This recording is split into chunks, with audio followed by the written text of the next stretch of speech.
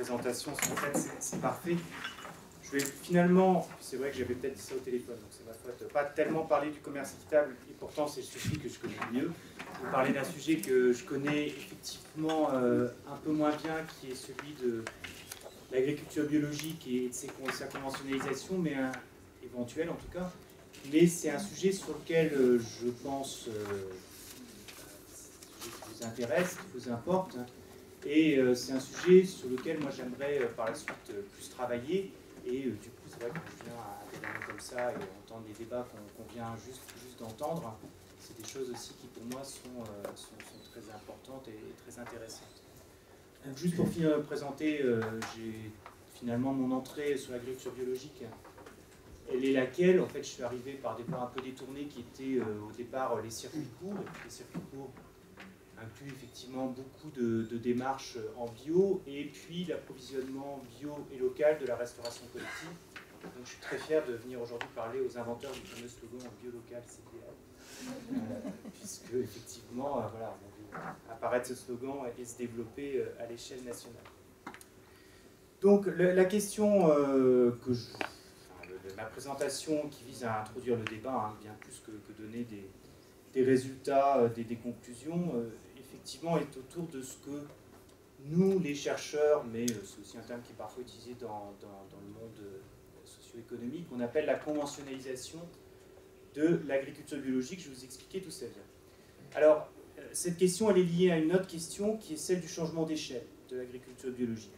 Je vais commencer par ça. On parle de changement d'échelle, on dit parfois dans le vocabulaire anglo-saxon, en sociologie, économie rurale, aussi mainstreaming. Le mainstream étant voilà, ce qui est moins l'alternatif. Et finalement, si on devait le définir, c'est pas très évident, mais on a cette idée-là en tout cas. D'abord, un minima d'une progression des ventes et de la production, d'une croissance. Ensuite, sans doute, un changement d'échelle parce qu'on sort aussi de ce qu'on appelle parfois un marché de niche, qui est souvent défini comme un marché du coup limité à des producteurs et à des consommateurs militants. Et puis aussi souvent avec l'idée que derrière ce changement d'échelle, ou avec ce changement d'échelle, il y a des acteurs que, à défaut de mieux, j'appelle ici non militants, de la production, de la transformation et de la commercialisation, qui rentreraient aussi du coup et qui participeraient à ce changement d'échelle. Alors les chiffres, vous les connaissez, mais effectivement, c'est vrai que pour la bio, ça interpelle. Enfin, on a quelque chose de très spectaculaire, puisque vous avez ici les chiffres nationaux sur la consommation par circuit. Vous trouvez tout ça dans les documents produits par l'agence bio. Mais vous voyez, vous entrevoyez comme moi, effectivement, on a ici une consommation qui est passée ici de 1 million d'euros en 1999 à 3 millions, presque 4 millions en 2011, avec des taux de croissance, vous voyez, qui sont effectivement très rapides et qui se font aussi dans tous les circuits, puisque c'est ça qui est représenté ici. La grande distribution étant en bas, puis par exemple en rouge, c'est la distribution spécialisée des bio en réseau, et ensuite les magasins spécialisés bio dans les structures indépendantes en vert. Vous avez aussi cet effet-là sur les conversions, l'installation, les surfaces, les agriculteurs en bio. C'est ici l'objet des bâtons, ici, l'histogramme ici présenté, où on a dépassé très certainement pendant l'année dernière, finalement, le million, attendez voir, oui c'est ça, le million d'hectares en surface bio et en phase de conversion. Vous avez ici le nombre aussi d'exploitations qui est en violet, 23 000. Et ici aussi, puisque ça se vérifie aussi très bien pour les préparateurs, distributeurs, importateurs, les autres acteurs de la filière, où là aussi vous avez une croissance très forte, puisqu'ici, ce n'est pas toujours le cas dans ce genre de schéma, on part bien de zéro. C'est-à-dire vous avez un schéma qui part vraiment de bas. Enfin, tout est représenté ici, c'est pas simplement le petit haut de la courbe qui est représenté. Bon, en Rhône-Alpes, vous en avez parlé, mais vous voyez, on trouve finalement des choses tout à fait comparables en termes de tendance, même si effectivement c'est une grosse région, et aussi une grosse région en termes de production bio, tout ça, vous le savez. Alors, toute autre façon d'introduire le changement d'échelle, ce mainstreaming, c'est aussi ce genre de petites vignettes qui vous rappellent sans doute un certain nombre de choses. La bio, seulement 1,02 € chez Leclerc, mais physiquement, c'est plus cher encore que chez Auchan, puisqu'on serait à 50 produits à moins de 1 €. Vous avez la bio qui est présente chez Leader Price, chez Carrefour, chez Quick, le cheeseburger bio. Et ici, je voulais ici représenter les deux vaches hein, qui sont donc qui appartiennent au groupe Danone. Et aussi dans ce cadre-là, vous avez l'apparition, le développement d'un discours critique sur ce type de collaboration, notamment Leader Price, Danone, etc., et sur d'autres aspects aussi, que vous avez dans des journaux militants que vous connaissez sans doute comme Politis, hein, ici ça date d'il y a 2 ans, je crois, ce numéro-là, et aussi dans cet ouvrage plus récent qui est paru, je crois, l'année dernière, qui s'appelle La bio entre business et projet de société, conféré ce qui a été dit juste avant, bio-industriel, etc. Bon, ça nous amène directement à une deuxième question, et moi je pense que c'est intéressant effectivement pas tout mélanger, de poser la question et du changement d'échelle et de la conventionnalisation. Et donc si on devait définir conventionnalisation, on pourrait dire quelque chose comme ça, la tendance à adopter certaines caractéristiques des systèmes alimentaires qualifiés de conventionnels. Donc ici ça concerne la production, hein, l'agriculture, mais aussi tout ce qui vient ensuite. Et clairement, lorsqu'on utilise le terme, ce n'est pas un terme totalement neutre d'un point de vue des valeurs, puisqu'on pense clairement ça comme une dégradation dès lors que les initiatives avaient été initialement conçues en opposition au fonctionnement de ces mêmes systèmes conventionnels. Donc, le terme de conventionnalisation, ce n'est pas qu'un terme totalement technique, hein, ça s'entend bien, c'est un terme ici qui vise à souligner une forme de dégradation. Alors, pas dans l'absolu, si je puis dire, hein, mais par rapport à un certain nombre de projets initialement attribués par les acteurs eux-mêmes de l'agriculture biologique. Alors, en sociologie, puisqu'ici c'est une sociologue américaine, Julie Goodman, ce terme il est attaché à un travail effectivement important qui a été publié au début des années 2000, qui porte sur l'agriculture conventionnelle, l'agriculture californienne, pardon, l'agriculture biologique californienne. Donc cette sociologue s'appelle Julie Goodman. Elle explique quoi dans Agrarian Dreams et dans toute une série d'articles, hein, plus circonscrits si ça vous intéresse. Je peux aussi vous donner des références bibliographiques, vous transmettre des articles également.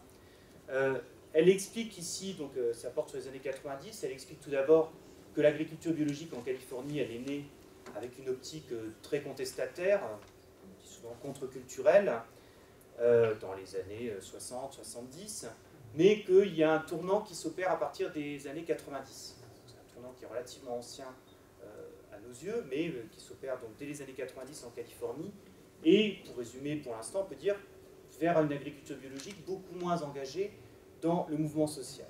Alors ça se matérialise par quoi? Et ici, vous voyez qu'on va avoir après plein d'hypothèses à travailler, plein de questions à travailler. Dans le cas de la Californie, elle met en avant d'abord l'entrée de nouveaux agriculteurs qu'on peut qualifier de moins militants. Alors qu'est-ce que ce seraient ces agriculteurs moins militants? Ça serait, enfin, ce qui est décrit dans le cas de la Californie, des agriculteurs qui étaient engagés dans des productions conventionnelles, dans des productions spécialisées, et qui viennent sur le marché de la bio parce que finalement ils y voient ici une façon de gagner de l'argent, pour résumer un petit peu le propos, et de finalement valoriser leur production mieux qu'elle n'est valorisée actuellement. Autre élément, du coup, aussi chez ces agriculteurs, ils ont une démarche, donc Julie Goodman, elle vient de l'Université de Californie, donc, qui est aussi le temple de l'agroécologie, et elle constate une moindre démarche agroécologique, entendue ici sur des aspects d'abord agronomiques, de rotation, de culture, comment on appelle ça, diversité des cultures, etc., d'autonomie aussi des exploitations, des démarches, autrement dit, de production beaucoup plus spécialisées, dans des exploitations qui sont également plus grandes, qui recourent beaucoup plus aussi à l'achat d'intrants, et des intrants qui sont certes autorisés, mais que Julie Goodman et un certain nombre d'acteurs du mouvement social californien jugent écologiquement discutables, notamment ici des formes de fertilisants. Également aussi dans ces exploitations-là, l'embauche massive d'ouvriers agricoles, alors certes ça crée de l'emploi, mais des ouvriers agricoles ici qui sont des ouvriers plutôt immigrés, qui viennent d'Amérique latine, qui sont mal payés, pour ainsi dire, parfois même pas payés, avec de mauvaises conditions de travail, etc. Autre élément de la conventionnalisation observée, c'est la captation de la valeur par les firmes aval, les transformateurs, les distributeurs. Elle explique ça en disant notamment parce que c'est des firmes qui vont créer des marques très fortes et que reconnaissent les consommateurs, et que finalement les marques deviennent ce qui est valorisé dans les filières, bien plus, explique-t-elle, que la production elle-même. Et du coup, ces marques deviennent finalement, ces marques, ces transformateurs et ces distributeurs deviennent le pivot central des filières. Elles passent des contrats de production qui ne sont pas forcément favorables avec les exploitations, et du coup, il y a toute une série de pressions également sur les prix qui se déclenchent. Les acteurs ici des filières sont aussi interpellés en ce qu'ils développent des importations, donc ils mettent en concurrence la production locale avec des productions sud-américaines, et aussi, finalement, ils développent des exportations sur les secteurs qui sont les plus compétitifs, notamment vers le nord du pays, le Canada. Ce que constate aussi, vous voyez que ça fait effectivement un panorama assez dramatique, Julie Goodman, c'est que la certification, elle est aussi l'enjeu de tension au niveau national et qui se développe dans le schéma de labellisation, une logique qu'elle qualifie et qu'elle critique en ce qu'elle serait une logique de substitution d'input. Alors c'est quoi la logique de substitution d'input? Elle dit c'est finalement remplacer les intrants qui n'étaient plus autorisés par des intrants qui sont autorisés. Mais en finalement changeant assez peu l'organisation agronomique, en ne redesignant pas, parce que c'est comme ça qu'elle dit, les systèmes de production, voilà, et finalement en ayant une démarche très éloignée de ce que devrait être une démarche qu'elle qualifie d'agroécologique. Bon, des inputs et une logique de certification aussi qu'elle qualifie de peu exigeante, notamment sur les aspects sociaux, puisque rien n'est prévu, rien n'a été finalement imposé dans le label américain à cet égard-là. Mais expliquer, c'est aussi pour ça qu'il y a des nouveaux entrants, que ça se développe. Je n'ai peut-être pas été assez clair là-dessus. Effectivement, pendant toute cette période-là, on a des nouveaux entrants, etc. Mais on a aussi la présence en grande distribution, des marques fortes, des distributeurs forts et des volumes de production, de consommation qui augmentent. Bon, ce qu'elle décrit enfin, et c'est tout ça qu'on va discuter, c'est une dynamique de concurrence. Alors d'abord sur le prix, c'est-à-dire effectivement le prix qui est acheté aux agriculteurs, et aussi sur l'accès aux terres, et aux terres les plus fertiles, avec ici des contraintes de foncier qui finalement font quoi? Qui finalement excluent largement un certain nombre de producteurs plus petits, plus engagés, et dans une forme de logique ici d'exclusion interne, c'est comme ça que c'est décrit au mouvement capitaliste, les gros finalement chassent les petits. Ou les chassent, ou presque, puisque se développe en même temps, années 90, un nouveau marché de niche bio, mais pour des consommateurs qui sont plus militants, qui vont au-delà de la bio, notamment en faisant une bio locale, strictement locale, en connaissant le producteur, dans une forme de système que les États-Unis s'appellent les CSA, qui sont finalement les précurseurs d'ailleurs de nos AMAP françaises. Et c'est ce qu'on appelle en général dans la littérature une théorie de la bifurcation, avec d'un côté le gros bio-industriel qui finalement fait le changement d'échelle, et de l'autre côté, un petit bio plus exigeant qui serait finalement cantonné à un marché de niche militant. Voilà. Bon, tout ça pourquoi? Pour vous parler de la Californie, dont j'espère que ça, enfin je suppose que ça vous suggère déjà des réflexions sur la situation française, aussi pour vous dire que ça a enclenché plein de débats, hein, et plein de questions sur finalement la pertinence de cette étude. Alors je vais en signaler deux questions qui me semblent intéressantes. D'abord, c'est la question des caractéristiques des nouveaux entrants. Hein. Est-ce que ça marche pour la France? Je serais curieux d'avoir votre retour. Est-ce qu'ils sont très différents des anciens, des militants historiques, on pourrait dire, des agriculteurs, si je parle. Les études qui ont été menées au début des années 2000 en Australie et au milieu des années 2000 en Allemagne trouvent qu'ils peuvent avoir des caractéristiques différentes, notamment en Allemagne, des exploitations un peu plus grandes, moins engagées en circuit court que les anciennes, mais que quand on fait toute une série de questionnaires sur ce que j'ai appelé ici les motivations, pourquoi ils le font, alors ce que vous allez me dire c'est du déclaratif tout ça, mais quand même on peut par comparaison juger des résultats.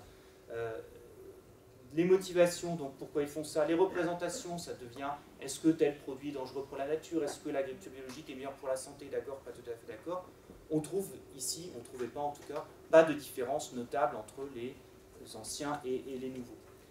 Deuxième question, plus peut-être fondamentale, est-ce que la bio-industrielle, lorsqu'elle se développe, ça se fait nécessairement au développement de la bio, ici que j'ai qualifié d'agroécologique? Alors, là, il y a eu un article qui a fait grand bruit dans la communauté des chercheurs sur le sujet, qui est enfin, une série d'articles sur la Nouvelle-Zélande. Un cas que malheureusement je ne connais pas directement, mais dont j'institue les résultats, qui est un cas de cohabitation et de développement parallèle d'une part une agriculture biologique industrielle d'exportation, et d'autre part une agriculture biologique qui demeure agroécologique, domestique, voilà, agriculture biologique domestique qui demeure agroécologique. Alors qu'est-ce que c'est? En fait, ils expliquent très bien que il y a toute une série d'exploitations qui sont engagées sur des marchés d'export avec finalement tous les reproches qu'on peut faire à l'agriculture biologique californienne industrielle. Et puis, d'un autre côté, les acteurs de la bio qui fournissent le marché national en Nouvelle-Zélande, les acteurs en particulier du monde agricole, mais aussi des filières, qui se sont concertés, qui ont organisé leur développement et qui l'ont organisé pour maintenir une agriculture biologique qui soit diversifiée sur les fermes, qui soit capable aussi de satisfaire aux demandes de l'ensemble de la population, donc avec des productions diversifiées, pas que des kiwis, qui engage des démarches de certification participative moins coûteuses que les démarches de certification pour l'export. Toutes ces démarches-là, toutes ces réflexions sur la valorisation, sur la répartition équitable de la valeur ont eu lieu, et finalement il s'est développé une agriculture biologique domestique, là aussi, pas de niche, hein, mais finalement sans un certain nombre de travers de celle qui est destinée à l'exportation.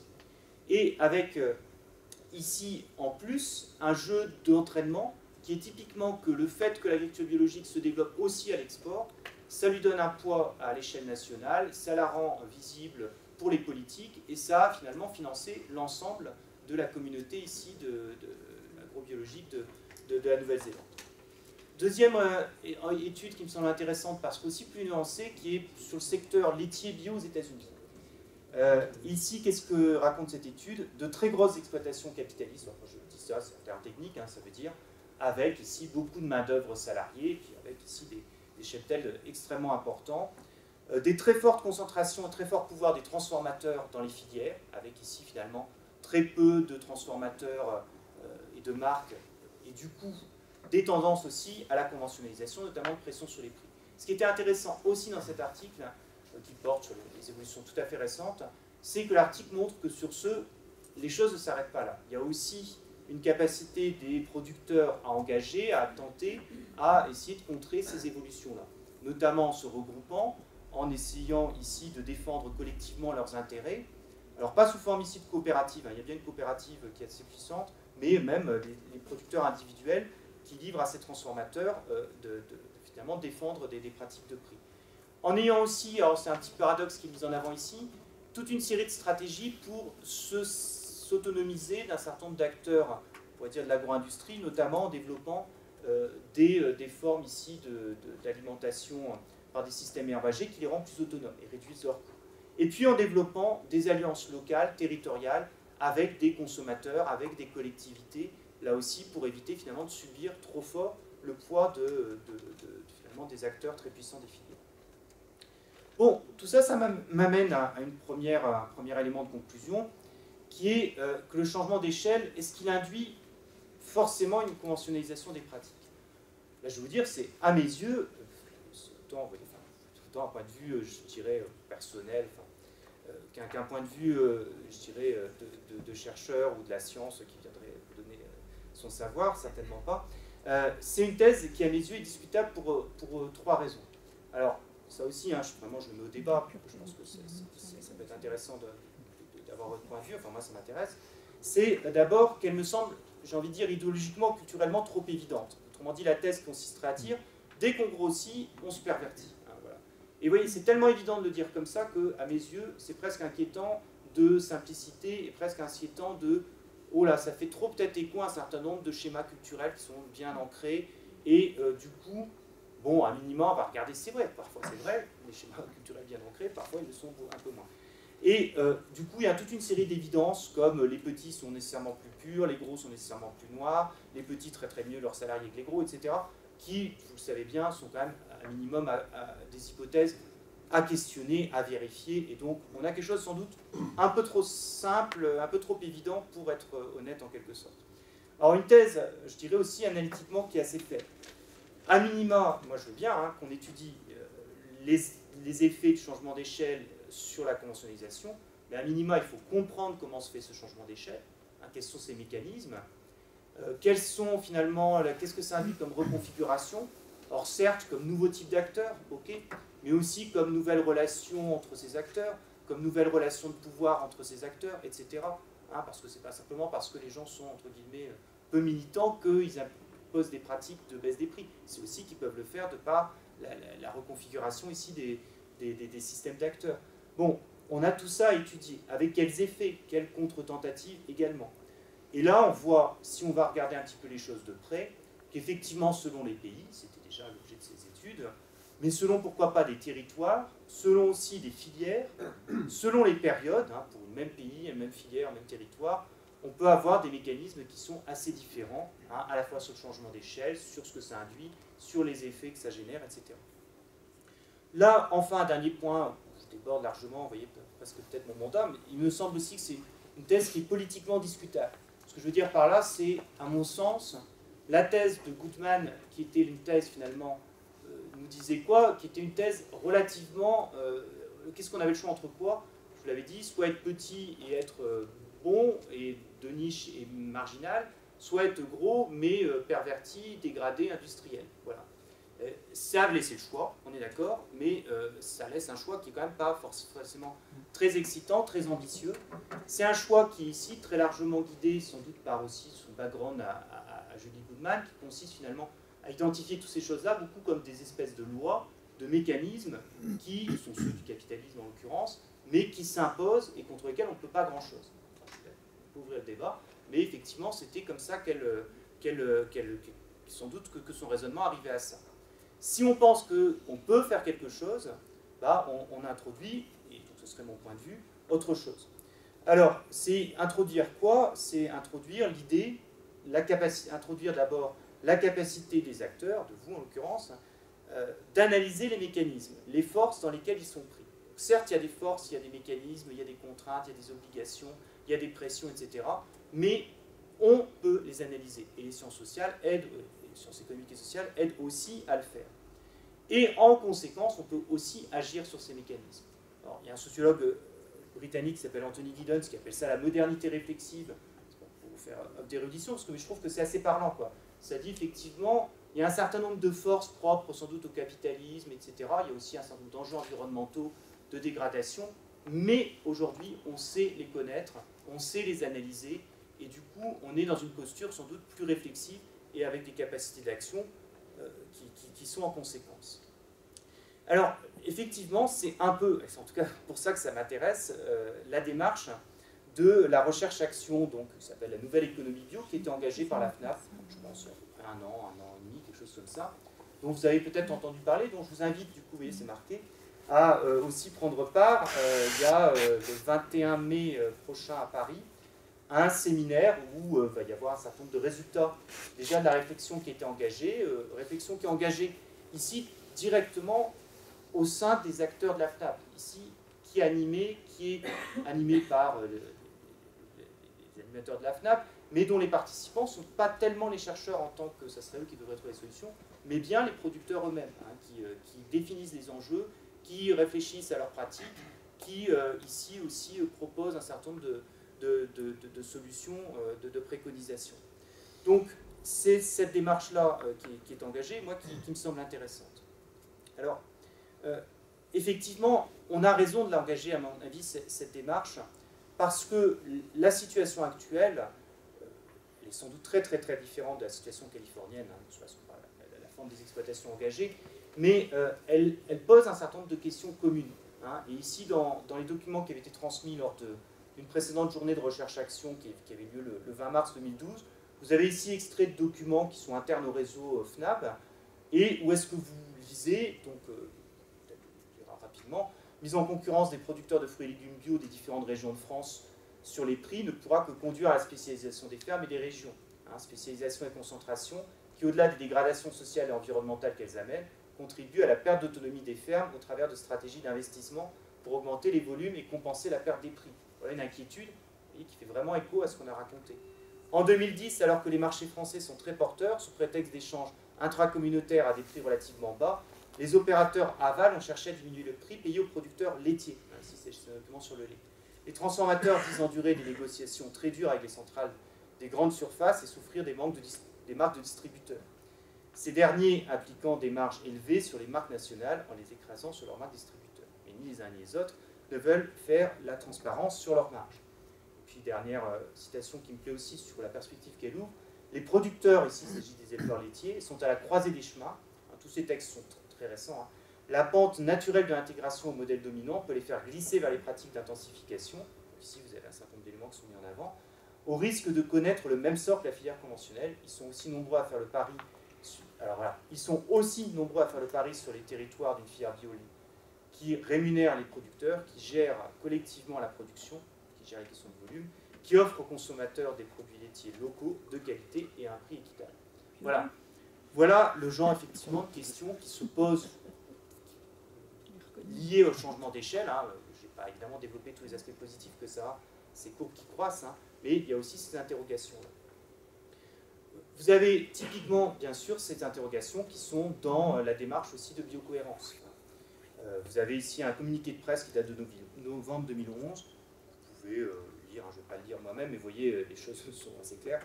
Un repère face à la bio-industrielle, des opportunités que les industriels s'empressent de saisir, des pratiques qui mettent à mal le monde agricole d'aujourd'hui. Voilà. Critères de différenciation face à ces dérives de la bio, enfin de la bio-industrielle, c'est ça qui est mis en avant, etc. Des filières durables concertées sur les territoires, etc. Ces choses-là, effectivement, sont mises en avant par biocohérence. Ici, quand je vous parlais tout à l'heure d'étudier les mécanismes, moi, ce qui m'intéresse, c'est ce que j'ai fait aussi sur le commerce équitable, par exemple, c'est remarquer un certain nombre de mécanismes comme ceux qui sont liés à la certification. En un mot, ce que je peux mettre en avant ici, c'est quoi?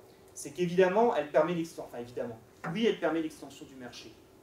C'est quelque chose qu'on sait très bien et qu'on sait dans toute une série d'autres pratiques de certification. Pourquoi? Parce qu'elles offrent des sources de confiance. C'est ce qu'on résume souvent en disant le consommateur n'a pas besoin de connaître le producteur pour faire confiance aux démarches ici qui sont engagées et du coup acheter le produit. Elles permettent aussi la coordination d'acteurs très nombreux. Ici, à l'intérieur des filières, c'est effectivement, si vous commencez à réfléchir à ce que ça induirait en termes de mécanisme de confiance, il fallait connaître tout le monde dans des filières sur des produits transformés, vous vous rendez compte, ça devient très compliqué. Bon, elle permet de façon générale effectivement de développer le marché. C'est aussi ce qui s'est passé sur le commerce équitable dès lors que le label Max Havelaar a été développé et qu'on a certifié des opérateurs qui respectaient ces standards.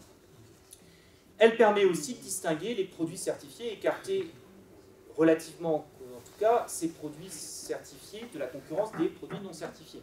On ne va pas juger tout à fait de la même façon un produit bio d'un produit non bio dans les supermarchés. Sauf que, bien entendu, la certification, elle a aussi un certain nombre d'autres effets pour lesquels biocohérence ici, auxquels il répond.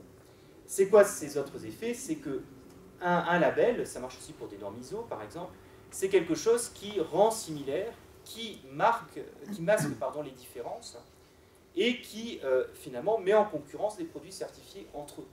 C'est-à-dire, dans une certaine mesure, qu'est-ce que le consommateur d'un supermarché, par exemple, connaît des différences de démarche qu'il y a entre deux paquets de pâtes ou deux jus de fruits qui sont tous les deux porteurs du label AB. Alors certes, il peut regarder, il peut fouiller si les fruits viennent d'ici ou de là, si ceci, si cela, mais sans doute, on va dire, pas grand-chose, et peut-être qu'effectivement, il a envie de prendre de la bio, il va prendre de moins cher. Ou dans une biocop, par exemple, ça marche peut-être encore mieux. L'enjeu ici, c'est clairement de dire que effectivement, il y a un problème qui se pose dès lors qu'on a des démarches qui sont au-delà des exigences du label. Ça se pose pour la bio, pour faire la biocohérence, ça se pose aussi pour le commerce équitable, ça se pose sans doute pour toute une série de choses, je veux dire, plus éloignées de vos univers, qui sont des démarches de qualité, NF, ISO, etc. Quand on va au-delà, comment le faire savoir? Comment le faire connaître? Et comment le faire connaître dans un contexte de changement d'échelle? Évidemment, dans une AMAP, on peut le faire, mais comment on le fait de connaître plus largement? Donc là, il y a des mécanismes qui sont effectivement compliqués, complexes, je dirais complexes à l'image aussi du développement, je dirais contrasté de biocohérence. Alors, dernière illustration, ou avant-dernière de ce que je voulais mettre en avant, repérer et étudier les modalités d'organisation, sources de changement d'échelle, de résistance à la conventionnalisation. Là, un cas que je connais bien pour le coup, mais qui me semble intéressant parce que à la fois on a du changement d'échelle et on a essayé de mettre en quelque chose qui résiste à la conventionnalisation. Alors, ce cas, vous connaissez peut-être aussi, hein, parce qu'il a été assez médiatisé, qui est un circuit d'approvisionnement pour la restauration collective de la ville de Brest en légumes bio et locaux. C'est quelque chose des faits qui datent déjà d'il y a quelques années, enfin de 3-4 ans. Et ici, le circuit qui a été mis en place, vous ne regardez pas forcément tout, mais regardez juste ici, c'est un circuit qui est intéressant parce que vous avez la ville de Brest qui a délégué le marché à la Sodexo. Et dans ce marché, ils ont laissé entendre, ce n'était pas dans les critères ici de l'appel d'offres, qu'ils aimeraient bien avoir des produits, alors ils ont dit des produits bio, et ils ont dit, on aimerait bien aussi avoir des produits bio et locaux. À vous de vous débrouiller pour le faire, etc. Ce qui a été mis en place avec le soutien de la Maison d'agriculture biologique du Finistère, qui est une interprofession départementale, pour résumer, ça a été un schéma qui part de l'Association des producteurs de fruits et légumes bio de Bretagne, ou EPB fruits et légumes de Bretagne, nord du Finistère, nord de la Bretagne, qui ici va faire quoi? Livrer directement la cuisine centrale tenue par la Sodexo? Non. Il y a tout un schéma très intermédiaire. Je résume rapidement en disant chacun fait à peu près le boulot qu'il faisait habituellement, c'est-à-dire les producteurs produisent, l'expéditeur vient collecter à la porte de leur ferme leur production, il en envoie une partie ici, là, en Allemagne, un machin, chez Biocop, chez peut-être Carrefour ou Leclerc, une partie, et il envoie une petite partie aussi dans un atelier de transformation qui est dans le département, qui le renvoie à Le Saint. Le Saint, c'est un membre de Créneau. Créneau, c'est le deuxième distributeur après Pomona de produits fruits et légumes. Et Le Saint, ça tombe bien, c'est le fournisseur de Sodexo en fruits et légumes. Donc Le Saint, en même temps qu'il amène des bananes, qu'il amène, voilà, il amène aussi des carottes bio et des pommes de terre bio qui viennent du nord du département. Bon, on a un schéma très intermédiaire et très délégué. Alors ce qui est intéressant ici, c'est que la délégation, ça fait partie aussi de ces mécanismes souvent du changement d'échelle. Souvent, pour se développer, on fait faire par d'autres toute une série de choses. Et ici, on voit ici une délégation très nette, mais une délégation qui n'induit pas totalement de perdre la main. Alors, pourquoi effectivement il y a le risque? Le risque est très clair. Le risque, c'est que demain, le Sodexo dit on n'arrive pas à trouver des produits bon marché. Et ils disent Le Saint ne nous en fournit pas, et du coup, on reprend des carottes, ce qui était le cas la première année du marché, qui viennent d'Italie ou des Pays-Bas. Bio, mais d'Italie ou des Pays-Bas. Et puis la ville de Brest, qu'est-ce qu'elle dit? Bah d'accord, ok, vous respectez les critères, j'entends bien. Et puis, à la limite, elle n'entend même pas la parole de Le Saint. Mais à la limite, bon, Le Saint pourrait confirmer ça. Bon. Ici, ce qui a été mis en place, c'est quoi? C'est un système où on a un groupe de suivi, qui est une espèce de comité de pilotage qui dure, où vous avez tous les acteurs présentés ici, mais aussi la Maison d'agriculture biologique du Finistère, mais aussi la ville de Brest, et qui régulièrement se réunissent pour évoquer le fonctionnement de la filière. Alors pourquoi je trouve que c'est pas grand-chose, hein, vous voyez, mais ça me semble assez intéressant quand même.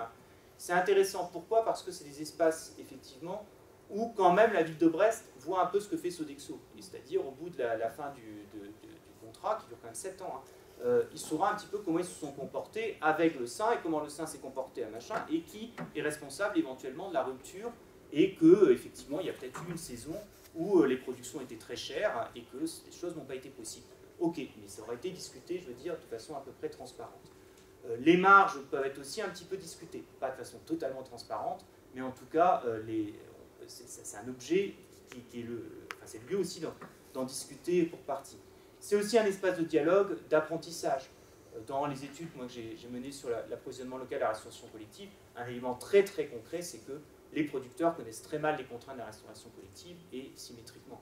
Donc, qu'est-ce que demain on peut faire pour développer comme nouvelle gamme de légumes pour vous fournir, hein? Ça, c'est un objet de discussion qu'on peut avoir. Est-ce qu'il faut développer tel type de production plutôt que quel autre? Arrêter de faire ceci ou faire cela. Trouver des solutions pour mieux calibrer les productions, c'est ce qui avait été fait, pour rendre les produits compétitifs. Parce qu'effectivement, au départ, ils ne l'étaient pas. Les carottes étaient moins chères quand elles venaient d'Italie que quand elles venaient de 50 km de là. Donc, vous avez ici toute une série de solutions qui ont été trouvées comme cela. Alors, ça m'amène à bio et local, c'est l'idéal, puisque dans ce cas-là, vous voyez, on a un schéma territorialisé. Je me suis permis de prendre l'interrogation plutôt que le point d'exclamation. Juste pour faire part d'une réflexion, par rapport à toujours la recherche-action de la FNAM. Une étape, moi je ne participais pas encore à ces activités-là, à ce moment-là, aux activités, mais dont on m'a décrit qui avait déjà été très difficile, qui a été d'élaborer la question qui devait être celle de la recherche-action. Voilà. Donc déjà définir la question auquel il s'agissait de répondre a fait l'objet apparemment de discussions relativement importantes, et donc elle est là. Je l'ai recopiée telle qu'elle, vous pensez bien, puisque visiblement c'était l'enjeu. Donc ça donne ça, quel mode d'organisation des producteurs pour accompagner le changement d'échelle de l'agriculture biologique et permettre une économie agroalimentaire relocalisée, durable et équitable. La question que je pose volontiers dans ce cadre-là, c'est la place du relocalisé. Posé comme ça, c'est un objectif. Hein, comme durable est un objectif, équitable est un objectif. Là-dessus, moi, je n'ai pas évidemment de commentaires à faire, mais le relocalisé serait un objectif. La question que j'ouvre, hein, parmi plein d'autres finalement, c'est est-ce que la relocalisation c'est un objectif ou est-ce que c'est un moyen? Posé comme tel, c'est un objectif. À mes yeux, ça ne devrait pas non plus être, à mes yeux, un objectif en tant que tel. Pourquoi? Parce qu'en soi, on n'est pas bien sûr, enfin moi je ne suis pas bien sûr que la relocalisation soit source de tous les bénéfices du monde en termes écologiques, en termes sociaux, en termes etc. En tout cas, je pense que ça mérite d'être discuté, de savoir pourquoi on fait de la relocalisation, et non pas dire le local en soi, c'est souhaitable. Donc, si ce n'est pas simplement un objectif en soi, c'est évidemment un moyen. Et j'entends bien que c'est dans ce sens-là qu'il faut entendre aussi biolocal, c'est l'idéal. Un moyen pourquoi? Un moyen pour effectivement permettre l'équitable, le durable, le social, etc. Éviter ce que j'ai qualifié de conventionnalisation tout à l'heure. Bon, un enjeu qu'on voit par exemple dans la restauration collective, c'est éviter la concurrence entre les structures de type manger bio. Et exemple typique que Julien Brier vous a peut-être déjà raconté également, c'est situations où vous avez une société de restauration collective qui a référencé, parce qu'elle est présente sur 3 régions, 3 mangers bio différents, et qui constate que parmi ces finalement 3 fournisseurs, ils n'ont pas tous le même prix pour les carottes ou les pommes de terre, et que certains sont plus chers que d'autres. Donc spontanément, elle va dire, je veux du bio local, hein, sur 3 régions de l'Est de la France, c'est du local, et je vais passer commande au voisin qui est moins cher. Qu'est-ce qu'on fait par rapport à ça au sein du réseau bio? Et est-ce qu'on accepte cette logique-là? Ou est-ce qu'on essaye de la contrer, sachant qu'on a quand même envie de développer son outil aussi, sachant que, voilà, bon, avec le risque évidemment que si tout le monde joue à ce jeu-là, on finit par avoir des régions qui se spécialisent dans des productions qui... et donc la Bretagne fournira sans doute les pommes de terre, ou le Nord fournira pommes de terre, et puis Languedoc-Roussillon fournira les pêches. La relocalisation, voilà. Le territoire ensuite, c'est aussi très certainement un espace pour élaborer ces dispositifs qui m'intéressent. Qui m'intéressent en ce qu'effectivement ils sont source de changement d'échelle aussi, et source de résistance à la conventionnalisation aussi. Et y compris dans les filières longues. De ce point de vue-là, je pense que les structures type OEPB, fruits et légumes, sont des structures qui sont quand même pertinentes pour réfléchir à tout ça à des échelles ici territoriales, hein, comme, je ne sais pas bien comment ça s'appelle ici, j'aurais dû réviser, mais Bio-Loire-Océan par exemple, ou Norabio, sont des structures qui, je pense, et en tout cas c'est ça qui est étudié aussi dans la recherche-action, sont utiles pour travailler là-dessus, sur les prix, sur l'installation, etc. À l'image aussi de la charte là, qui a été développée nationalement, que je découvre ce matin, que vous avez présenté tout à l'heure. Voilà, en conclusion, mon point de vue là-dessus et ouverture au débat, c'est que les risques de la conventionnalisation liés au changement d'échelle sont réels. Il ne faudrait surtout pas que vous reteniez une espèce de doux optimisme là-dessus qui consistera à dire ne nous inquiétons pas, continuons comme ça, mais que la relation entre les deux n'est pas automatique.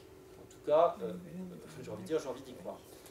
L'affirmation aussi, deuxième point, bon ça c'est plus quelque chose, j'ai repris la note PowerPoint parce que à ce jour-là ça faisait plus sens, mais je trouve intéressant aussi de vous le proposer au débat. Les valeurs de la bio, c'est important, parce que parfois dans les débats, il est question de réaffirmer les valeurs de la bio, de les rappeler, etc. Évidemment, c'est essentiel dans ce que je vous raconte ici. Mais à mon sens, ça ne suffit pas à grand-chose de régler les questions de valeur. Ça ne suffit même pas à grand-chose de régler les questions de motivation, de représentation, etc. Je pense que plus, de façon cruciale, ce qui est important, moi, c'est ce que j'appelle les dispositifs. Les dispositifs, c'est un ensemble de règles, d'outils, de relations, de modalités d'organisation de la production, de la commercialisation, de la transformation, des marchés. toutes ces questions-là me semblent autrement importantes, je dirais, que même les questions... Enfin, il ne suffit pas des valeurs, quoi. Il faut aussi tout ça, quoi. Et même avec les meilleures valeurs du monde, si les dispositifs ne suivent pas pour organiser l'action, je pense qu'on est effectivement pas garanti que le résultat soit forcément celui qui est attendu. Voilà, je vous remercie. Merci beaucoup.